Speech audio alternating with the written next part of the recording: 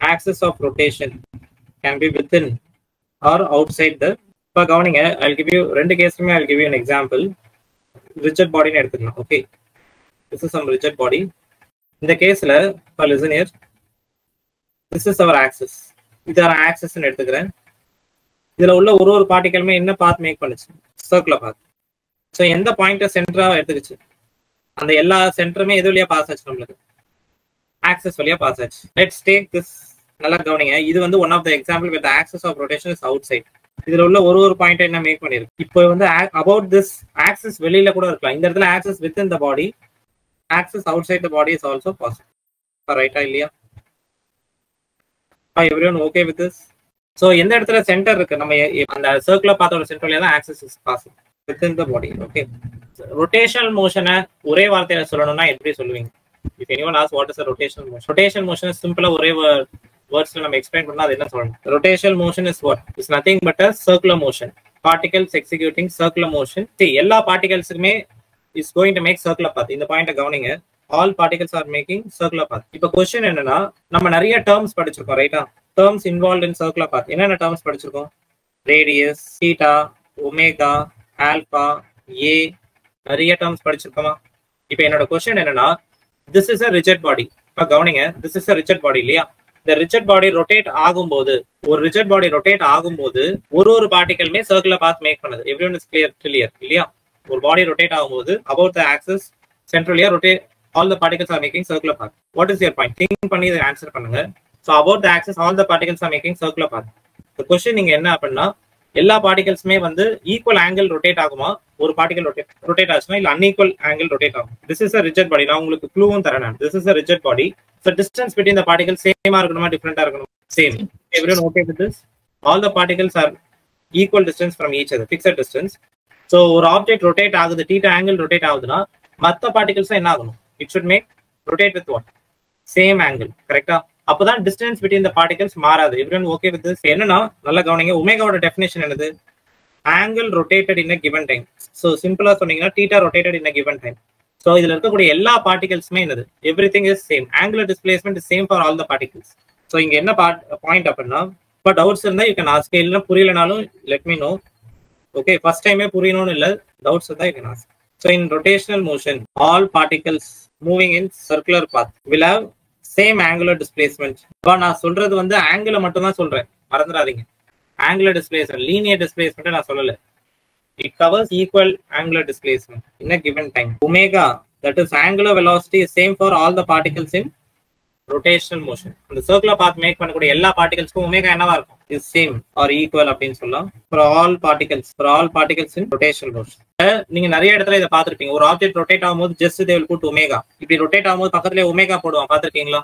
For example இப்போ வந்து ஒரு டிஸ்க் வந்து இப்போ ஆக்சஸ் வந்து பாயிண்டா வைக்கிறேன், ஒரு ஆக்சஸை பாயிண்டா வைக்கிறேன். That means access is passing perpendicular to the paper. okay, so this is the disk. இந்த இடத்துல வந்து just they will put omega. பார்த்திருக்கீங்களா இது மாதிரி? இதுக்கு என்ன அர்த்தம் அப்படின்னா, they won't put நிறைய ஒமேகா போட மாட்டான்.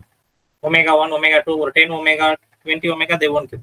they will give a single omega for a rotational motion. பார்த்திருக்கீங்க இல்லையா?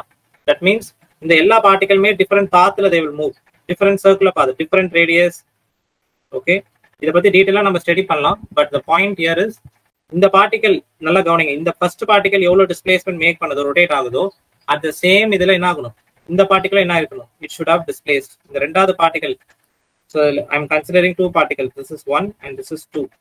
1 and 2 இந்த ரெண்டு பார்ட்டிகலுமே என்னது?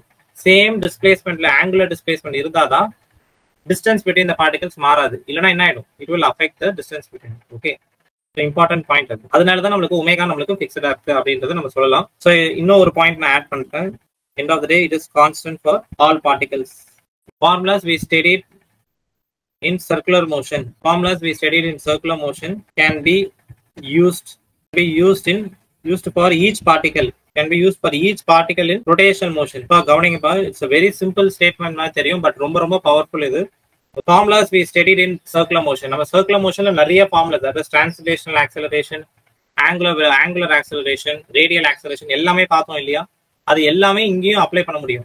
பிகாஸ் ஏன், அதாவது ஒரு பார்ட்டிகளுக்கும் இதை அப்ளை பண்ண முடியும். நம்ம என்னெல்லாம் சர்க்குலர் மோஷனுக்கு படிச்சோமோ அந்த ரொட்டேஷனல் மோஷன்ல இருக்கக்கூடிய ஒரு பார்ட்டிகளுக்குமே நம்ம அப்ளை பண்ண முடியும். formulas we studied in circular motion can be used for each particle in rotational motion.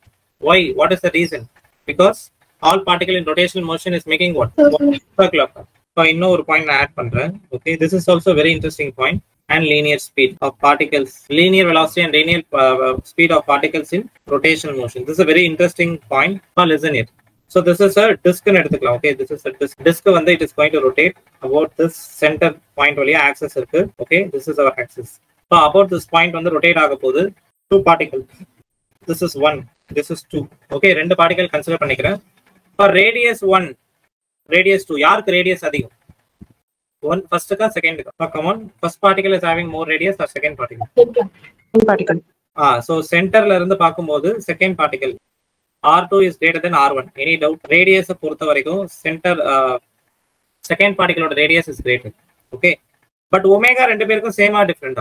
Omega is constant for all particles. அப்ப கரெக்ட்டா இல்லையா? Any objection with this? Omega is constant for all the particles. இந்த particles எல்லாமே என்ன path make பண்ணுது? நமக்கு make a circular path. ரைட்டா? இப்போ என்னோட क्वेश्चन என்னன்னா, நீங்க தான் சொல்ல போறீங்க. This is V1 and this is V2. Now you are going to say V1 பெருசா எந்த கண்டிஷன் கரெக்ட்? இதுல ரெண்டு ஆப்ஷன்ல எந்த ஆப்ஷன் கரெக்ட்? இதுவா which is right? ஸ்பீட் தான், linear speed I am comparing. So V1 V2 ரெண்டு பார்ட்டிகளுக்குமே லீனியர் ஸ்பீட் இருக்கு. Okay, so my question is இது இந்த கண்டிஷன் ட்ரூவா இந்த கண்டிஷன் ட்ரூவா? சர்க்குலர் மோஷனுக்கு படிச்ச எல்லா ஃபார்முலாஸையும் இங்கேயும் அப்ளை பண்ண முடியும்.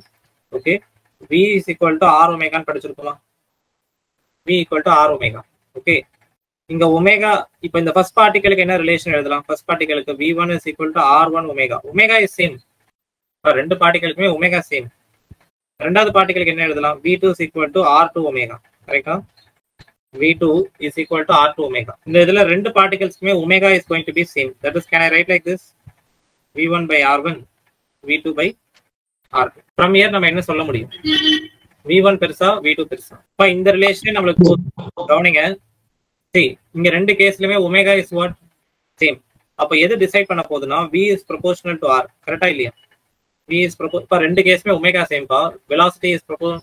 Linear speed is equal to radius into omega. Linear speed radius into omega. So V is proportional to R ன்னு சொல்லலாமா? So இங்க R வந்து எதுக்கு அதிகமா இருக்கோ அதுக்கு தான் ஆட்டோமேட்டிக்கா என்ன? Your omega is same. So இதுல இருந்து என்ன சொல்லலாம்? If radius is more, linear speed. This is radius and radius அதிகம், ஆட்டோமேட்டிக்கா V அதிகம். V அதிகமா இருக்குன்னா அங்க radius May comparatively should be greater.